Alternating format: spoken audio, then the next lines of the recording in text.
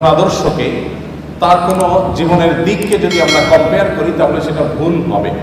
কারণ আজকের পৃথিবীতে অনেক কিছু অনেক সহজ হয়েছে যেটা 1400 বছর আগের পৃথিবীতে ছিল না।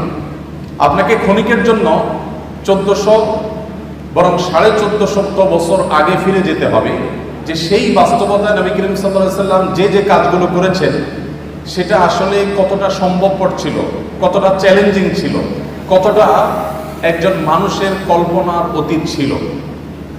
এই জিনিসটি আমাদের নবী করিম সাল্লাল্লাহু আলাইহি ওয়াসাল্লামের সিরাতের যে কোনো আলোকপাত করার আগে মাথায় রাখতে হবে যে আমরা আজকে 2024 সনের গল্প বলছি না, আমরা গল্প বলছি আজ থেকে 1500 বছর আগে। যেমন ধরুন জ্ঞানের কথা বলি, আমরা এখন জ্ঞানের জন্য গুরুত্ব নিয়ে খুব বেশি ওয়াজ নসিহত লেকচার বক্তব্য দেওয়ার প্রয়োজন হয় না। একজন সাধারণ কৃষক দিনমজুর, একজন খেটে খাওয়া মানুষ, তিনিও তার সন্তানকে তার জীবনের সমস্ত কিছু দিয়ে হলেও শিক্ষিত করবার চেষ্টা করেন, কারণ তিনি জানেন যে শিক্ষা ছাড়া আজকের পৃথিবীতে কোনো গত্যন্তর নেই। কিন্তু পৃথিবী যখন 1450 বছর আগের বাস্তবতায় ছিল, যখন শিক্ষা ছিল সমাজের সবচেয়ে গুরুত্বহীন একটি বিষয়, যখন শিক্ষার কোনো মূল্য সেই সমাজে ছিল না, এইরকম সমাজের বুকে দাঁড়িয়ে সর্বপ্রথম নির্দেশ ইকরা, এটা আল্লাহর পক্ষ থেকে যে এসেছে, নবী সাল্লাল্লাহু আলাইহি সাল্লামের পবিত্র মুখ থেকে নিঃসৃত হয়েছে, উচ্চারিত হয়েছে, এটাকে এর যথার্থতাকে এর যথাযথ মূল্যায়ন যদি আমাদেরকে করতে হয় তাহলে সেই বাস্তবতায় ফিরে গিয়ে তারপর ইকরা বিসমি রাব্বিকাল্লাযী খালাক। আমাদের সাল্লাল্লাহু আলাইহি সাল্লাম সম্পর্কে আমরা অনেকে জেনে থাকবো যে তিনি খুব সাদাসিধে জীবনযাপন করতেন, অনাড়ম্বর জীবনযাপন করাকে তিনি খুব বেশি পছন্দ করতেন।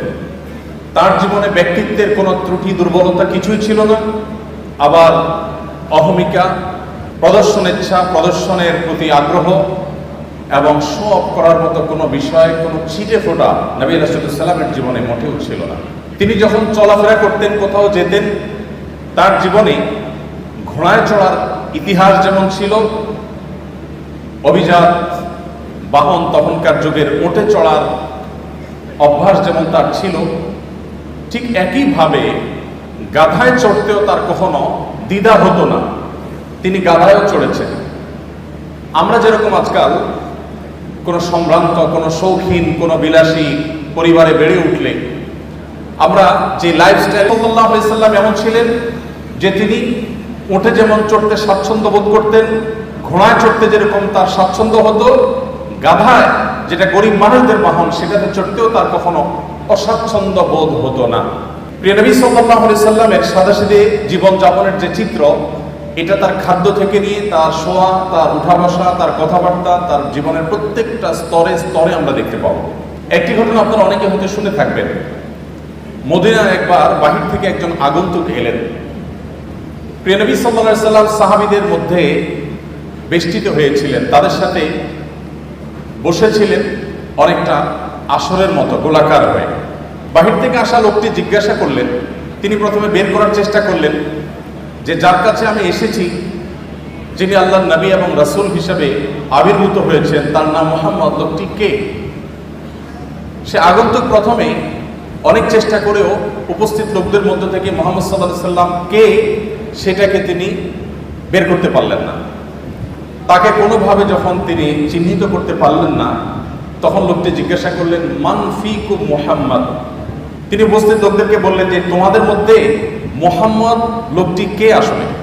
আমরা এবার আমাদের সমাজের বাস্তবতার সাথে একটু মিলাই, যে আমাদের সমাজে কোনো নেতা, কোনো অনুসরণীয় ব্যক্তিত্ব, কোনো প্রভাবশালী, কোনো গুরুত্বপূর্ণ চেয়ারে বসা মানুষ, তিনি যদি তার অধীনস্থদের সাথে বসে থাকেন অথবা অধীনস্থদের সাথে নিয়ে রাস্তায় চলাফেরা করেন, তাহলে তার বডি ল্যাঙ্গুয়েজ, তার চলাফেরার স্টাইল, তার পোশাক আদা করতে কি আমাদের আজকের বাস্তবতায় কোনো কষ্ট হয় বা হবে?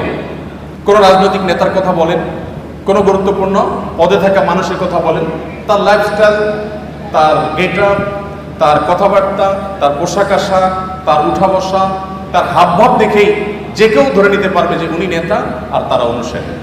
প্রিয় নবী সাল্লাল্লাহু আলাইহি সাল্লাম এতটা সাদামাঠা জীবন যাপন করতেন, এতটা বিনয়ী থাকতেন যে সাহাবীদের সঙ্গে যখন তিনি বসে থাকতেন, বাহির থেকে আসা মানুষ আলাদা করে তার নাম জিজ্ঞেস করে তাকে বের করতে হতো।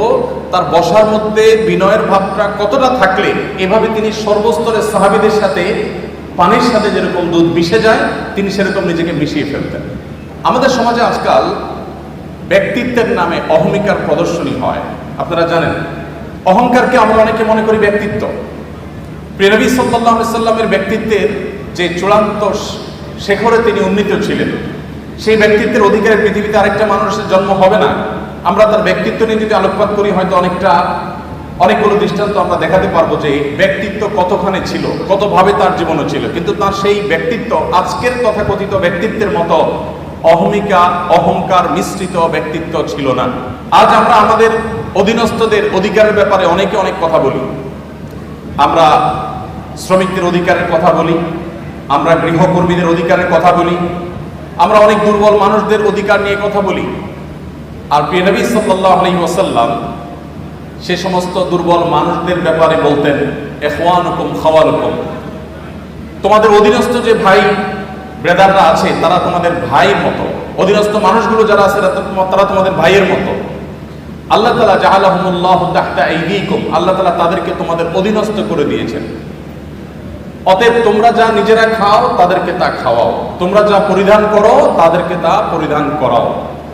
আজও পৃথিবীতে এমন কোনো মানুষ হয়তো দেখা কঠিন হবে, এমন কোনো মানুষ হয়তো খুঁজে পাওয়া কঠিন হবে যে মানুষ তার অধীনস্থ কর্মী এবং তার গায়ের পোশাক একই রকমের হতে পছন্দ করে।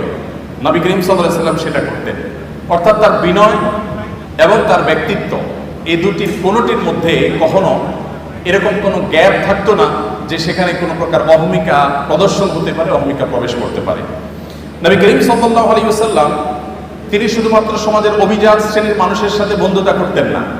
আমাদের গুরুত্বপূর্ণ পদে থাকা মানুষগুলো, তাদের বন্ধুত্বের যে লেয়ার থাকে, শ্রেণী থাকে, সে মানুষগুলো থাকে সমাজের এলিট। একজন মন্ত্রী, একজন সংসদ সদস্য, একজন গুরুত্বপূর্ণ পদাধিকারী ব্যক্তি, তিনি তার বন্ধু বান্ধবের যে সার্কেল গড়ে তোলেন তারা তার ক্লাসের হয়ে থাকে। সাধারণত সমাজের যারা সাধারণ মানুষ থাকেন, এই মানুষগুলো এই তথাকথিত বড় বড় মানুষদের বন্ধু হওয়ার সুযোগ সাধারণত পায় না। মুহাম্মদ সাল্লাল্লাহু আলাইহি ওয়াসাল্লাম সেই মানুষ ছিলেন যে তার বন্ধুত্বের তালিকার মধ্যে যাদের নাম খুব জোরে সোরে চলে আসে তাদের মধ্যে একজন ছিলেন আবু যর গিফারী রাদিয়াল্লাহু তাআলা আনহু, যিনি নবী সাল্লাল্লাহু আলাইহি ওয়াসাল্লামকে তার খলিল, তার ঘনিষ্ঠ বন্ধু, পরম বন্ধু হিসাবে যিনি পরিচয় দিতেন। আপনারা জানেন বেলাল হাবশী রাদিয়াল্লাহু তাআলা আনহু, যিনি বাহির থেকে এসেছেন। আরবের মানুষদের মধ্যে যে একটা মানুষ মনেই করে না, এই রেসিজম তাদের মধ্যে খুব ভয়াবহ আকারে তখন ছিল। সেজন্য নবী করিম সাল্লাল্লাহু আলাইহি ওয়াসাল্লাম সেই ভেদাভেদ তুলে দিয়েছেন এবং তিনি বেলাল হাবশী রাদিয়াল্লাহু তাআলা আনহু, যিনি ইথিওপিয়া থেকে এসেছেন, ইথিওপিয়া থেকে আসা একজন নিগ্রো সাহাবীকে পরম আপন করে নিয়েছেন তা নয়, বন্ধু করে নিয়েছেন তা নয়, তার মুয়াজ্জিন হিসেবে নিয়োগ দিয়েছেন। নবী সাল্লাল্লাহু আলাইহি ওয়াসাল্লামের পরে মসজিদে যার পদ সবচেয়ে গুরুত্বপূর্ণ, সেই ব্যক্তি একজন আজাদকৃত কৃতদাস, বাহির থেকে আসা মানুষ এবং গায়ের রং যার কালো। নবী করিম সাল্লাল্লাহু আলাইহি ওয়াসাল্লামের বন্ধুদের তালিকায় এরকম আরো অনেকে ছিলেন যার তিনি মুচকি হাসতেন, অট্টহাসি সাধারণত দিতেন না। ব্যক্তিত্বের পরিপন্থী হাসি তিনি কখনো দিতেন না, তবে আবার ভাবগাম্ভীর্যটা এত বেশি ছিল না, যার কারণে তিনি স্বাভাবিক যে হাসি, স্বাভাবিক যে হাস্যরস, স্বাভাবিক যে বিনোদন, এগুলো কোনোটির কোনো ঘাটতি তার মধ্যে ছিল না, বরং তিনি মুচকি হাসি দিতেন এবং সাহাবীদের কেউ কোনো হাসির কথা বললেন তিনি হাসতেন। আবার তিনিও এমন কথা বলতেন যেটাতে সাহাবীরা অনেক সময় হেসে ওঠেন, কিন্তু সেই হাসিটা কখনো অট্ট হাসি ছিল না, দৃষ্টিকটু হাসির পর্যায়ে ছিল না।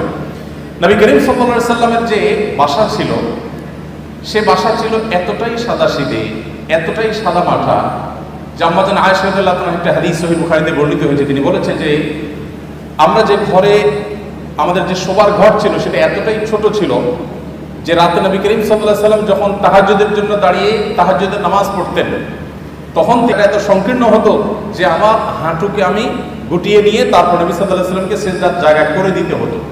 প্রত্যেক রাকাতে এইভাবে আমার নবী সাল্লাল্লাহু আলাইহি ওয়াসাল্লামকে জায়গা করে দিতে হতো। এত ছোট জায়গা ছিল আমাদের থাকার ঘর। অথচ নবী সাল্লাল্লাহু আলাইহি ওয়াসাল্লাম তখন মদিনার রাষ্ট্রপ্রধান ছিলেন, তখন মদিনা রাষ্ট্র তার কর্তলগত। আমরা অনেকে কাব বিন আশরাফের বাড়িতে গিয়েছি, আমি গিয়েছি, যে কাব বিন আশরাফ নবী সাল্লাল্লাহু আলাইহি ওয়াসাল্লামের প্রতি শত্রুতা লালন করত, বিদ্বেষ পোষণ করত এবং তার শাস্তি তাকে পেতে হয়েছে। তার সে ঘরের ধ্বংসাবশেষ এখনো আছে মদিনায়। তার যে বাসা, সেটার যে চৌহদ্দি বিশাল বড় ছিল, যদিও বেশিরভাগ অংশই ধ্বংসপ্রাপ্ত হয়ে গেছে, কিন্তু তার সীমানাটা বোঝা যায়, কক্ষগুলো বোঝা যায়। যেখানে নবী সাল্লাল্লাহু আলাইহি সাল্লামের সমালোচক এবং তার প্রতি শত্রুতা, বিদ্বেষ পোষণকারীদের ঘরের আয়তন ছিল বিশাল বড়, সেখানে মদিনা রাষ্ট্রের প্রধানটা রশি জাতীয় কিছু ছিল, সেখানে কাপড় ঝুলিয়ে দিতেন। বাহির থেকে আসা কারোর সাথে পর্দার আড়ালে থেকে তিনি কথাবার্তা সারতেন এবং মিটিং সিটিং করতেন। নবী করিম সাল্লাল্লাহু আলাইহি ওয়াসাল্লাম তার জীবনযাপনের পদ্ধতির মধ্যে আমরা দেখতে পাই যে তিনি নিজের হাতে কাজ করা পছন্দ করতেন। হস্তশিল্প এবং নিজের হাতে উপার্জন করাটাকে তিনি সবচেয়ে বেশি প্রায়োরিটি দিতেন এবং নিজের ছোটখাটো ক্ষুদ্র কাজগুলো নিজে করা পছন্দ করতেন, ভালোবাসতেন এবং পরিবারকে তাদের কাজে সহযোগিতা করতে তিনি পছন্দ করতেন। দাম্পত্য জীবনে যে স্বামী স্ত্রীর মধ্যে টুকটাক বোঝাপড়ার গরমিল হয়, নবী সাল্লাল্লাহু আলাইহি ওয়াসাল্লামের জীবনেও এমনটি কম বেশি ঘটেছে। ছোট ছোট ইস্যু হলেও তার জীবনেও ঘটেছে। একবার একজন স্ত্রী উম্মুল মুমিনিন তার বাসায় আরেকজন স্ত্রীর বাসা থেকে একটা বাটি থেকে নবী সাল্লাল্লাহু আলাইহি ওয়াসাল্লামের জন্য খাবার এলো। কাজের মেয়ে যখন খাবারটা নিয়ে আসলো, যে স্ত্রীর ঘরে তিনি ছিলেন, সতীর সুলভ যে ঈর্ষা থাকে, সেই জায়গা থেকে তিনি বিষয়টিকে ভালোভাবে নিলেন না, বরং সে মেয়ের হাত থেকে বাটিটা নিয়ে ছুঁড়ে ফেলে দিলেন। বাটি ভেঙে দুই টুকরা হয়ে গেল এবং খাবারগুলো সব নষ্ট হয়ে গেল। যিনি ছুঁড়ে ফেলে দিয়েছেন তার যুক্তি ছিল, আজ নবী সাল্লাল্লাহু আলাইহি ওয়াসাল্লাম আমার ঘরে থাকবেন, আজকে আমার পালা। যিনি তরকারি পাঠিয়েছেন, খাবার পাঠিয়েছেন, তার ব্যাপারে তার ধারণা ছিল যে তোমার ঘরে যখন যাবে সেদিন তুমি খাওয়াবে, আজকে আমার পালার মধ্যে তুমি কেন খাবার পাঠাতে গেলে? আজকে তো আমি মন ভরে নবী সাল্লাল্লাহু আলাইহি ওয়াসাল্লামকে খাবার খাওয়াবো, আপ্যায়ন করবো, আর আজকে তো আমার দিন। তো এই জায়গা থেকে তিনি ছুঁড়ে ফেলে দিলেন। নবী করিম সাল্লাল্লাহু আলাইহি ওয়াসাল্লাম নিজে হাতে গিয়ে সেই ভেঙে যাওয়া বাটি কুড়িয়ে নিয়ে আসলেন। এরপর হয় এখানকার কোনো তথ্য, কোনো ইনফরমেশন, এখানকার যে ভাঙচুরের ঘটনা, এগুলো যেন সেখানে বলা না হয়। তিনি চলে গেলেন এবং তিনি যাওয়ার পর এবারের দৃশ্যটা আমি যদি আমাদের নিজেদের বেলায় আমি প্রশ্ন রাখি যে আমাদের জীবনে যদি এমন হতো যে আমাদের স্ত্রী, আমাদের সহধর্মিণী এরকম একটি কাজ করেছে যে আরেক জায়গা থেকে বাটি ভর্তি তরকারি এসেছে, খাবার এসেছে, এটা ছুঁড়ে ফেলে দিয়েছেন এবং এটা ভেঙে টুকরা টুকরা হয়ে গেছে। ওই মেয়ের সামনে কিছু বললাম না, একটা ভালো বাটি দিয়ে তাকে ফেরত পাঠিয়ে দিলাম। যার কাছ থেকে এসেছে তিনি মনে করলেন যে বাটি দিলাম সে বাটি তো চলে আসছে, হয়তো খাবার রেখে বাটিটা পরিষ্কার করে দিয়ে দেওয়া হয়েছে, কোনো ঝামেলা হলো না, ভালো কথা। কিন্তু বাসায় প্রবেশ করে ঘরে ঢোকার পর স্ত্রীকে আমরা কমের পক্ষে এটুকু কথা তো অবশ্যই বলতাম যে কাজটা কি ভালো হলো, এইটুকু কথা তো আমরা অন্তত বলতাম যে তুমি কাজটা কি ভালো করলাম, কেন ভেঙে ফেললাম, এটুকু তো বলতাম। নবী করিম সাল্লাল্লাহু আলাইহি ওয়াসাল্লামের এই হাদিস বর্ণনাকারী সাহাবী এরকম কোনো কথা উল্লেখ করতে পারেন না। অর্থাৎ নবী সাল্লাল্লাহু আলাইহি ওয়াসাল্লাম একটি কথাও বললেন না, কারণ এখন স্ত্রীর রাগের সময়, এখন কোনো শাসনের সময় না, এখন শুধু সহ্য করার সময়, এখন শুধু সংযমের সময়। যখন সুযোগ পাবেন তখন তাকে যথাযথভাবে নসিহা করা, উপদেশ করা, তাকে বোঝানোর সে কাজটা তিনি করবেন। তো এই ছিল নবী সাল্লাল্লাহু আলাইহি ওয়াসাল্লামের জীবন। তিনি সংযমী ছিলেন এবং সহনশীল ছিলেন। কেউ তাকে অসংযমী হয়েছে, রাগান্বিত হয়ে গেছে, রাগান্বিত হয়ে কখনো সীমা ছাড়িয়ে গেছে, আল্লাহ ইয়াজবিল্লাহ, এরকম কোনো দৃশ্য কেউ কখনো দেখেনি। নবী সাল্লাল্লাহু আলাইহি ওয়াসাল্লাম যিনি জীবনে পৃথিবীর আলো দেখবার আগেই বাবাকে হারিয়েছেন, মাতৃগর্ভে থাকা অবস্থায় বাবাকে হারানোর পর দুনিয়ার আলো দেখার পরপরই মাকে হারিয়েছেন। এর কিছুদিন যেতে না যেতেই একমাত্র আশ্রয় দাদাকে হারিয়েছেন। তার কিছুদিন পর যেতে না যেতেই তার একমাত্র আশ্রয়দাতা চাচাকে হারিয়েছেন। তার সবচেয়ে বড় সান্ত্বনার জায়গা তার সহধর্মিণী খাদিজা রাদিয়াল্লাহু তাআলা আনহাকে হারিয়েছেন।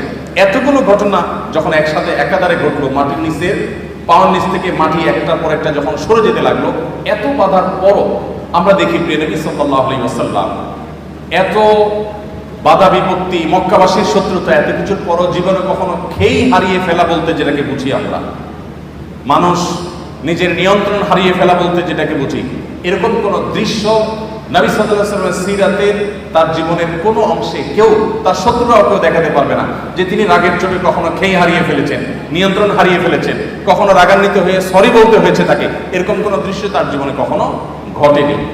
তবে যদি কখনো আল্লাহর কোনো বিধান পরিপন্থী কোনো কিছু হতো, আল্লাহর কোনো আইন, আল্লাহর কোনো বিধানের বিরুদ্ধে কেউ কথা বলতো, সেরকম পরিস্থিতিতে নবী করিম সাল্লাল্লাহু আলাইহি সাল্লাম প্রচন্ড রেগে যেতেন, কিন্তু তার সে রাগ সেটা কখনো তাকে খেই হারিয়ে ফেলার লেভেল পর্যন্ত নিত না। তার মুখ দিয়ে কখনো কটু কথা বের হতো না, তার থেকে কখনো অসৌজন্যমূলক আচরণ প্রকাশ পেত না। তিনি যখন রাগান্বিত হতেন তার চেহারা রক্তিম বর্ণের হয়ে যেত, লাল হয়ে যেত।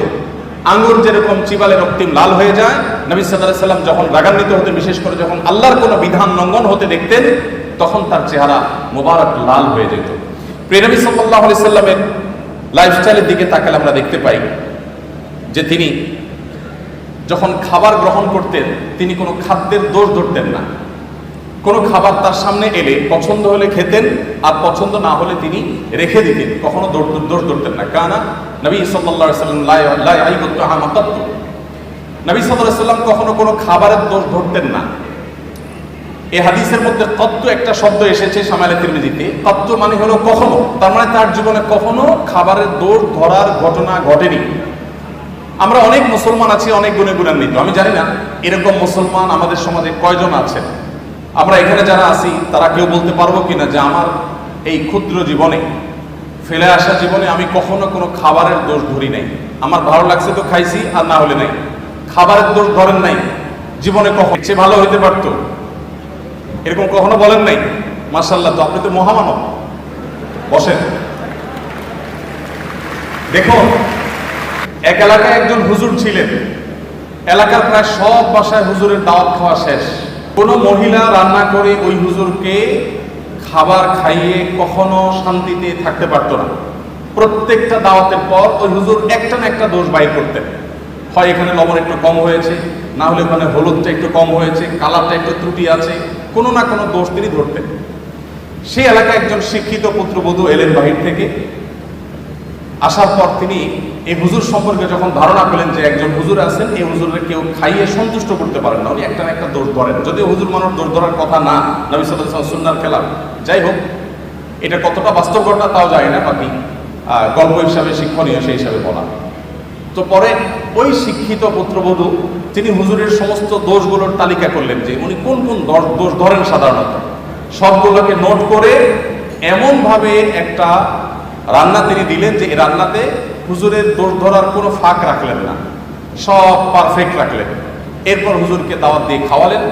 খাওয়ার পরে এবার পুরুষদের দিকে দিয়ে জিজ্ঞাসা করলেন, এবার হুজুরকে জিজ্ঞাসা করো আজকের খাবার কেমন হয়েছে, কমেন্ট করতে বলো। এখন বেচারা হুজুর দেখলেন যে আসলে কোনো কমেন্ট করার জায়গা নেই, তো এবার বললেন যে আসলে এত ভালো না,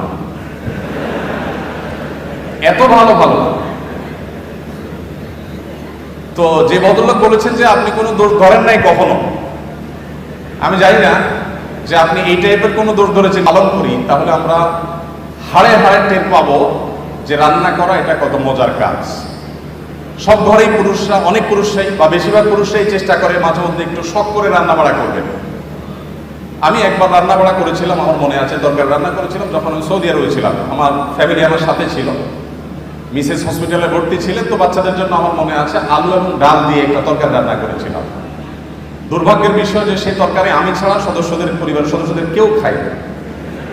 বহুত ফজিলত বর্ণনা করলাম, বহুত বোঝানোর চেষ্টা করলাম, বাচ্চারা কেউ সেটা ছুঁয়েও দেখেনি, তারা জাস্ট উপহাস করে ছেড়ে দিয়েছে। অথচ সে আলু আর ডাল রান্না করতে যে পরিমাণ কষ্ট আমার গেছে, যে পরিমাণ ঘাম আমার ঝরেছে, যে পরিমাণ পেরেশানি আমার হয়েছে, সেটা আমি বলে তাদেরকে বোঝাতে পারতাম না। তো আমরা যারা কথায় কথায় খাবারের দোষ ধরি, আমাদের নবী সাল্লাল্লাহু আলাইহি ওয়াসাল্লাম এই সুন্নাহ থেকে শিক্ষা নেওয়া উচিত, মুসলমান হতে হয়। আল্লাহ আমাদের সবাইকে সেই তৌফিক দান করুন।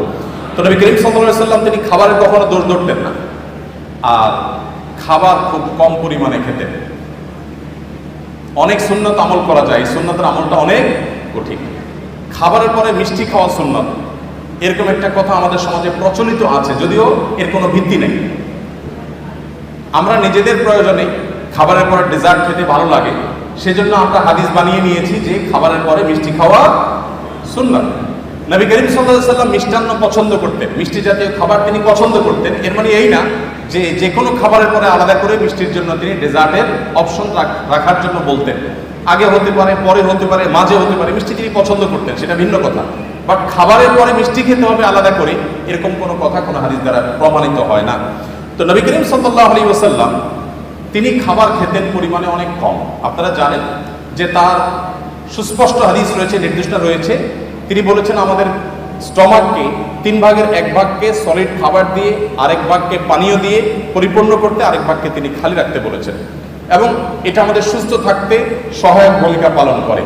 নবী সাল্লাল্লাহু আলাইহি সাল্লামের এই সুন্নাহ লাইফস্টাইলের এই সুন্নার গুরুত্ব আজকাল আলহামদুলিল্লাহ ওয়াজ করে বোঝানোর প্রয়োজন হয় না, বরং এই সুন্নার গুরুত্ব আমাদের সমাজে অনেকেই খুব সুন্দরভাবে বুঝতে পারে। দেখুন, নবী করিম সাল্লাল্লাহু আলাইহি ওয়াসাল্লাম তার এই সুন্নাহ এখন ডাক্তাররা আমাদেরকে বলেন যে পেট পুরে খাওয়া যাবে না, ওয়াটার ফাস্টিং করতে হবে, ইত্যাদি ইত্যাদি। তো তার এই সুন্নাহ লাইফস্টাইলের যে উপকারিতা আছে, স্বাস্থ্যগত উপমানদের চাইতে দুঃখজনক হলেও সত্য অমুসলমানদের মধ্যে বেশি দেখি। আমরা মুসলমানরা যতটা উদরপূর্ণ করে খেতে পছন্দ করি, বিশেষ করে বাংলাদেশের মানুষ আমরা যতটা উদরপূর্ণ করে খেতে পছন্দ করি, পৃথিবীর অনেক উন্নত দেশ আছে, সে দেশের মানুষরা আমাদের মতো এইভাবে গলা পর্যন্ত খেতে সাধারণত পছন্দ করে না। নবী করিম সাল্লাল্লাহু আলাইহি সাল্লামের লাইফস্টাইলের মধ্যে আমরা দেখি, তার জীবনযাপনের পদ্ধতি দেখি যে তিনি এশার নামাজের পরপর শুয়ে যেতেন। কারণ নবী সাল্লাল্লাহু আলাইহি সাল্লাম লা ইয়ানামু ক্বাবলা আল ইশা, নবী সাল্লাল্লাহু আলাইহি সাল্লাম এশার আগে ঘুমাতে অপছন্দ করতেন এবং এশার পরে কথাবার্তা বলাটাকে অপছন্দ করতেন। নাহার নবী সাল্লাল্লাহু আলাইহি সাল্লাম আনিস সামরি বাদা আয়েশা, আমাদের আয়েশা বলেছেন এশার পরে জেগে থাকা, কথাবার্তা বলা, আড্ডা দেওয়া, এটা নবী সাল্লাল্লাহু আলাইহি সাল্লাম একেবারে অপছন্দ করতেন। আপনারা দেখবেন পৃথিবীর যে সমস্ত দেশগুলো এগিয়ে গেছে, যাদেরকে আমরা উন্নত বলি, সেরকম দেশগুলোর প্রায় সব দেশগুলোর একটা কমন কালচার হলো তারা দেখবেন রাতে সন্ধ্যার পরপর শুয়ে পড়ে এবং ভোরে তারা উঠে কাজে চলে যায়। আমি যে সমস্ত দেশে যাওয়ার সুযোগ হয়েছে তার সবগুলো দেশে আমি একই চিত্র দেখেছি, ভিন্ন কোনো চিত্র দেখিনি।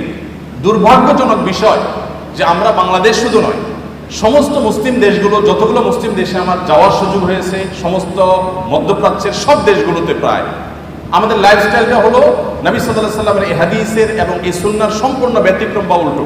আপনি দেখবেন আমাদের দেশের কথা যদি বলি, টেলিভিশন চ্যানেলগুলোর সবচাইতে হট এবং সবচাইতে গুরুত্বপূর্ণ প্রোগ্রামগুলো সব থাকে রাত 9টা, 10টা, 11টা এই সময়টা, সবচাইতে পিক টাইম, যেটা আমাদের আসলে ঘুমের টাইম হওয়ার কথা ছিল। আমাদের ঢাকা শহর এমনি জ্যামের শহর, কেউ যদি ঢাকা শহরের জ্যামের একেবারে পিক আওয়ার দেখতে চায় তাহলে তাকে ঢাকা শহরে অফিস টাইমের শুরুর দিকে যেরকম দেখতে আসতে হবে, আবার সন্ধ্যার পর থেকে তাকে ঢাকা শহরে প্রবেশ করতে হবে, তাহলে সে জ্যামের পিক আওয়ার দেখতে পাবে। আপনি উন্নত অনেক দেশে গেলে দেখবেন যে সে সমস্ত দেশে সন্ধ্যার পর থেকে রাস্তাঘাট ফাঁকা হতে থাকে, রাত 9টা 10টা হয়ে গেলে রাস্তাঘাটে কোনো গাড়ি খুঁজে পাওয়া যায় না, সবাই ঘুমিয়ে পড়ে। তো নবী সাল্লাল্লাহু আলাইহি সাল্লামের এই সুন্নাহকে তারা ফলো করেছেন, জেনে হোক না জেনে হোক, বুঝে হোক না বুঝে হোক, তার সুফল তারা পাচ্ছেন, আর আমরা ফলো না করে আমরা তার কুফল ভোগ করতে হচ্ছে। বাংলাদেশের যে হেফজোখানা মাদ্রাসাগুলো আছে, এই মাদ্রাসাগুলোর যে সাফল্য মূলধারা মিডিয়াতে সেবন করে তারপর দেশে ফিরে আসে, তাদেরকে মূল্যায়ন করা হয় না যদিও, কিন্তু আমরা জানি যে তারা রাষ্ট্রের তেমন কোনো সুযোগ সুবিধা একেবারেই পায় না। তারপরও এই কোণঠা সময় পরিস্থিতির মধ্যে থেকে তারা গোটা বিশ্বের 100-150 দেশকে পেছনে ফেলে তারা প্রথম, দ্বিতীয়, তৃতীয় স্থান প্রায় প্রতি বছর অর্জন করে আমাদের ছেলেরা দেশে ফিরে আসে। এই যে আমাদের দেশে হেফজোখানাগুলোর যে সাকসেস, তাদের যে সাফল্য, এটা রহস্য কি, সিক্রেট কি? আপনি যদি আমাকে বলেন তো আমি বলবো তার সিক্রেটের মধ্যে অন্যতম একটা সিক্রেট হলো বাংলাদেশের অন্য সব মাদ্রাসাগুলো এবং ভোরে তারা উঠে পড়াশোনা করে, ফজরের পরে তারা কখনো ঘুমায় না, তারা সকাল 10টা, 10:30, 11টার দিকে একটু ঘুমায় দুপুরের আগে। আর ঠিক এই জিনিসটাই সুন্নাহ এবং নবী সাল্লাল্লাহু আলাইহি ওয়াসাল্লাম এটাই করতে বলেছেন, এবং এর ফলশ্রুতিতে এবং আরো নানা কারণে আমাদের হেফজোখানার শিক্ষার্থীরা মাত্র 1.5 থেকে 2 বছরের মধ্যে কোরআনে কারিমের মতো এত বিশাল বড় গ্রন্থ এই পুরাটুকু তাদের বক্ষে তারা ধারণ করে ফেলতে সক্ষম হয়। তো আমাদের অনেক শিক্ষার্থীরা আছেন যারা রাত জেগে পড়াশোনা করেন এবং গভীর রাত পর্যন্ত তারা জেগে পড়াশোনা করে আবার সকালে লম্বা একটা সময় তারা ঘুমিয়ে কাটান। তো নবী সাল্লাল্লাহু আলাইহি ওয়াসাল্লামের সুন্নাহর পরিপন্থী এটি, এবং তার লাইফস্টাইল ছিল যে তিনি এশার পরে শুয়ে পড়তেন, একদম কথাবার্তা বলা পছন্দ করতেন, যত আলাপ সালাপ সব এশার আগে করতেন। নবী করিম সাল্লাল্লাহু আলাইহি ওয়াসাল্লামের যে জীবনযাপনের পদ্ধতি, তার যে লাইফস্টাইল ছিল, সেখানে আমরা দেখতে পাই তিনি প্রতি সপ্তাহে 2টা করে রোজা রাখতেন, সোমবার এবং বৃহস্পতিবার, আর প্রতি মাসে 3 মাসের মধ্যে না খেয়ে থাকা উচিত। এটা আমাদের স্বাস্থ্যের জন্য ভালো। নবী করিম সাল্লাল্লাহু আলাইহি ওয়াসাল্লাম সেই কাজটি করতেন সেই 1450 বছর আগে থেকে। নবী করিম সাল্লাল্লাহু আলাইহি ওয়াসাল্লাম যখন কথা বলতেন, তিনি কারোর সাথে যখন কথা বলতেন পরিপূর্ণ মনোযোগী হয়ে কথা বলতেন, কখনো ঘাড় ফিরিয়ে অহমিকা প্রদর্শন হতে পারে, অবজ্ঞা বোঝা যেতে পারে, এভাবে কোনোদিন কারোর সাথে কথা বলতেন না। নবী করিম সাল্লাল্লাহু আলাইহি ওয়াসাল্লামের সিরাতের একটি দিক আমরা হয়তো অনেকে ইতিপূর্বে নাও শুনে থাকতে পারি, তা হলো তিনি যেরকম পৃথিবীর ইতিহাসের সবচেয়ে শ্রেষ্ঠ বক্তা ছিলেন, তার বক্তব্য যেরকম সবচেয়ে সুন্দর ছিল সব দিক থেকে, তিনি কিন্তু পৃথিবীর সবচেয়ে শ্রেষ্ঠ শ্রোতাও ছিলেন। যখন তিনি কারোর সাথে কথা বলতেন বা কারোর কথা তিনি শুনতেন, তখন পরিপূর্ণ মনোযোগ দিয়ে শুনতেন, ঘাড় ঘুরিয়ে কারোর কথা শুনতেন না, পরিপূর্ণ মনোযোগ দিয়ে শুনতেন। যখন কেউ কথা বলতো, তিনি কথা বলে থামার আগ পর্যন্ত নবী সাল্লাল্লাহু আলাইহি ওয়াসাল্লাম সাধারণত নবী করিম সাল্লাল্লাহু আলাইহি ওয়াসাল্লামের যে সৌজন্যতা, এটা আমি আবারও বলি, আজ 2024-এর সৌজন্যের সাথে মেলালে হবে না।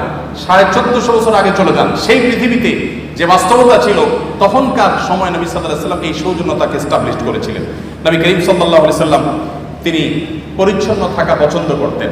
তার সাদাসিধে জীবনযাপন দেখে এটা মনে করার কোনো কারণ নেই যে তিনি, অনেক মানুষ আছেন যে খুব সাদামাটা জীবনযাপন করেন, অপরিচ্ছন্ন, অপরিপক্ক বা আগোছালো।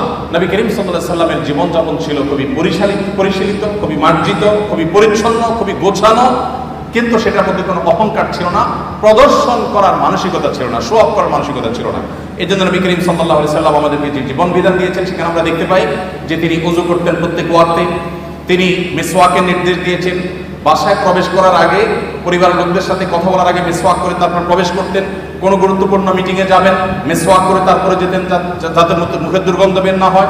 জুমার দিনে সবাই সমবেত হবে, সেখানে সবাইকে মিসওয়াক করে আসতে, গোসল করে আসতে নির্দেশ দিয়েছেন। পরিচ্ছন্নতা, পরিপাটি থাকা এবং পরিশীলিত থাকার যত রকমের দিক হতে পারে তার সবগুলো নির্দেশ নবী সাল্লাল্লাহু আলাইহি ওয়াসাল্লাম দিতেন। নবী করিম সাল্লাল্লাহু আলাইহি ওয়াসাল্লাম তিনি ভাব গাম্ভীর্যের কোনো কমতি তার ছিল না। তিনি বলেছেন, নুসরিতু বির-রুব, আল্লাহর তরফ থেকে ভাব গাম্ভীর্য দিয়ে আমাকে সাহায্য করা হয়েছে। তাকে দেখে দূর থেকে অনেক তার শত্রুরা পর্যন্ত তার কাছে মাথা নত করতে বাধ্য হতো। তার ব্যক্তিত্বের যে আভা তার চেহারায় ফুটে উঠতো, এটা দেখে এটার কাছে বহু অমুসলিমেরা হার মেনেছে এবং সারেন্ডার করেছে। তার এই ব্যক্তিত্ব যেমন ছিল, আবার পাশাপাশি তিনি রসিকতাও করতেন, সাহাবীদের সাথে বিবিধ সময় হাস্যরস করতেন, এমন কৌতুক করতেন যে সবাই হেসে উঠত, সবাই আনন্দ পেত। এবং তার সেই ব্যক্তিত্ব, তার সেই ভাব গাম্ভীর্য আজকে আমাদেরকে যেরকম ভাব গাম্ভীর্যের কারণে অনেককে অহংকারী করে তোলে, এটা তার মধ্যে ছিল না। আল্লাহ রাব্বুল আলামিন তার জীবনের এই সমস্ত ভালো দিকগুলো দিয়ে আমাদের জীবনকে আলোকিত করে আমাদের এই জীবনকে দুনিয়াতে সাফল্য মণ্ডিত করুন এবং আখিরাতে আমাদের সবাইকে আল্লাহ জান্নাতুল ফিরদাউসের অধিকারী হওয়ার, উপযুক্ত হওয়ার তৌফিক দান করুন। আল্লাহ রাব্বুল আলামিন প্রিয় নবী সাল্লাল্লাহু আলাইহি ওয়াসাল্লামের জীবন আদর্শকে আমাদের জীবনের অবলম্বন হিসাবে গ্রহণ করা, তার সুন্নাহকে অনুসরণ করার তৌফিক দান করুন।